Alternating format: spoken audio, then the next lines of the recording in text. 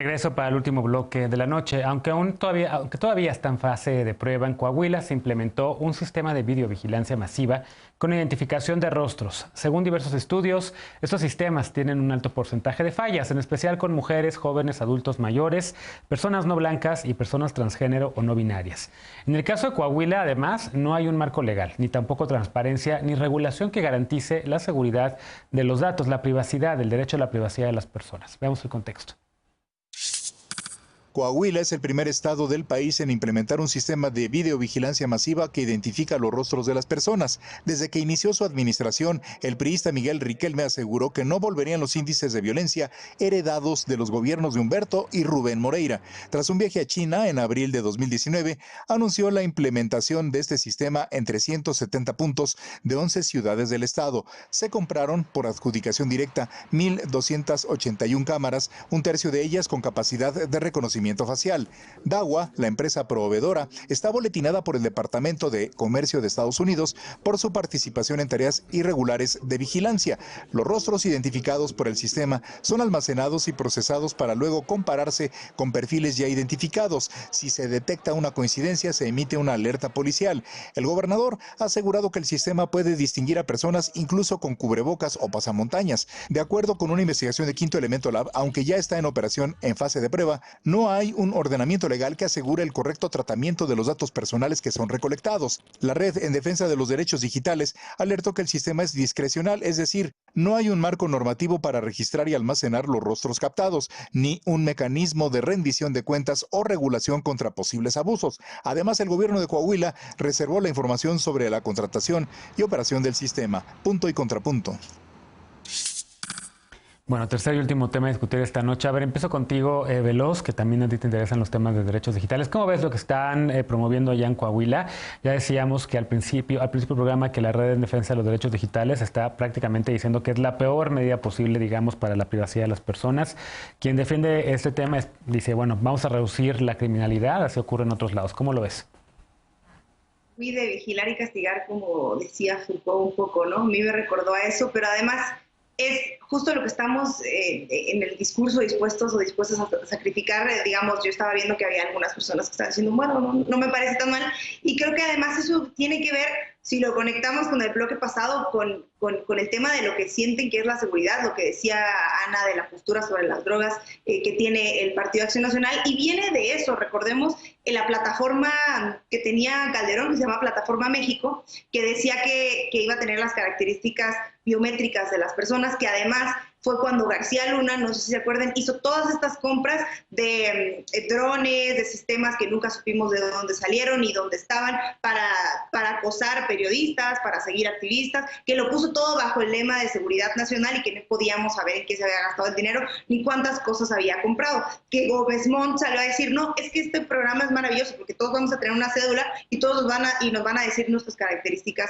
biométricas, que a mí me parecía muy peligroso. Pero antes de eso, no se acuerden con el Renavé de Fox, que resultó ser que quien estaba dirigiendo eso era un militar argentino que además había sido torturado, y la idea era también tener todo ese sistema que tuviera las características, las huellas, el iris y todo esto. Entonces es una línea de hacia dónde creían que era la estrategia de seguridad entrecomillada, porque no la utilizaban para combatir el crimen organizado, sino para perseguir opositores o personajes que se estuvieran manifestando en contra, como lo hizo Fox y Calderón durante todo su gobierno con periodistas. Y luego, después de eso, los problemas y todo lo que implica, que no es un sistema exacto, que puede tener falsos positivos, que vulnera la privacidad, y que además quien trajo esto a Coahuila es un exfederal que trabajó con García Luna y que trae todo esto aprendido desde García Luna, y que claro que fue el que le aconsejó a la autoridad que decidió, a mí de manera muy irresponsable,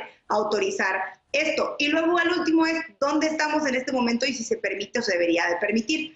Por el ejército, en el ejército mexicano ya se había prohibido que se utilizaran estos sistemas de China, y además desde el conflicto que había habido con Obama, que creó como esto para que no se pudieran comprar más sistemas chinos, y que hoy parece que ya se nos olvidó, que siguen en este proceso de autonomía de los estados, que quieren hacer lo que quieran en sus estrategias, y no funciona así. Bien. Pero yo sí creo finales que vulneran los derechos y la privacidad. Bien. A ver, un poco para jugar el abogado del diablo, porque creo que todas se van a tener y todos los mismos puntos hoy. No sé si Ana esté a lo mejor defendiendo esto. Pero a ver, Martín, en China, por ejemplo, varios apuntes, digamos, Reuters traía hace poco un reportaje de cómo en China están utilizando el reconocimiento facial para contener la pandemia de la COVID-19, ¿no? De cómo lo utilizaban y seguían a los ciudadanos de Wuhan con reconocimiento desde que salían de su casa hasta que llegaban a la oficina y de regreso, ¿no? Y podían ver si se movían en transporte público, con cuánta gente habían estado en contacto, tenían, digamos, casi incluso una ficha de si se habían hecho la prueba COVID y demás, ¿no? En ocasiones hay o no que renunciar a un poco de privacidad para contener temas como este. El tema es que tanto es tantito, porque sí está muy complicado.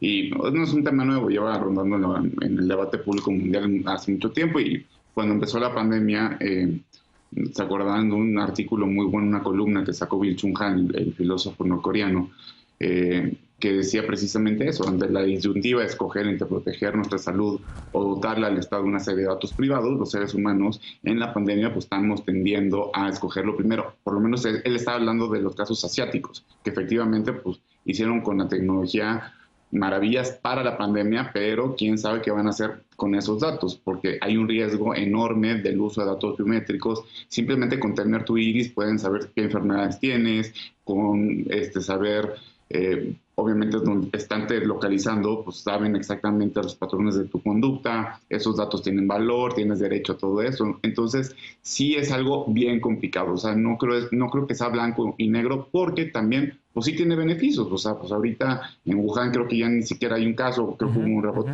hace pronto, pero o sea, el poder que le estás dando al Estado es enorme, ¿no? Y ese es el debate que está en Coahuila, obviamente pues mucho más pequeño en el sentido de que pues, es un Estado y es entre seguridad y derecho a los datos y cómo se hizo todo esto. Pues es un debate que hay que darse, pero creo que sí va a haber candados, y ahorita que está avanzando tanto la tecnología, ellas se van a tener que autorregular, porque o los estados van a tener que regular muy fuerte a estas empresas de tecnología, porque lo que pueden hacer es poderosísimo, ¿no? O también el estado. Y ya el otro tema es cómo se hizo esta compra en Coahuila, ¿no? Que la empresa pues está en una lista negra de la Secretaría de Estado en Estados Unidos, que ya se comprobó que efectivamente está en 1000 cuestiones bastante cuestionables sobre represión de movimientos, etcétera, porque para eso también se puede usar. O sea, la tecnología no es buena y mala, es neutral. El que lo usa le puede dar una utilidad conforme a sus fines. Claro.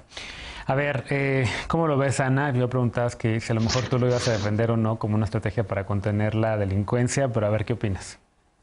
No, sí, hoy sí le atinamos, Genaro.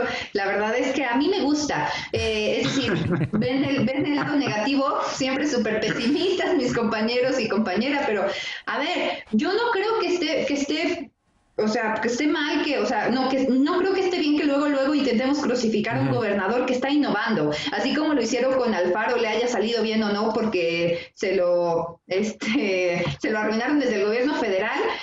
Así ahora lo está haciendo Riquelme. Este tema, a mí, yo también le veo los beneficios en términos de seguridad pública, porque con una vigilancia así en tiempo real, que emite alertas y que actúa con protocolos de seguimiento por parte de elementos de la policía, el tema de los asaltos, asaltos así a comercio, a domicilios y asaltos, por ejemplo, en motocicletas, de ataques a mujeres en calle, hasta con robaperros, o en términos de los carteristas en los restaurantes, creo que esta clase de inteligencia artificial nos puede ayudar mucho para dar con los delincuentes de manera expedita. Es decir, si ahora a nuestros policías les falta como esa velocidad, agilidad, les falta material, no pudieron tener dinero hoy para la gasolina, lo que sea, todas las fallas que tenemos en nuestro sistema de seguridad nacional, y la inteligencia artificial nos puede ayudar, creo que es algo que tenemos que considerar. Sí coincido en que se requiere absolutamente de entrada que las bases de datos coincidan entre, ahorita acá en Torreón y en Saltillo dicen que están presentando fallos porque no tienen acceso a la base de datos federal,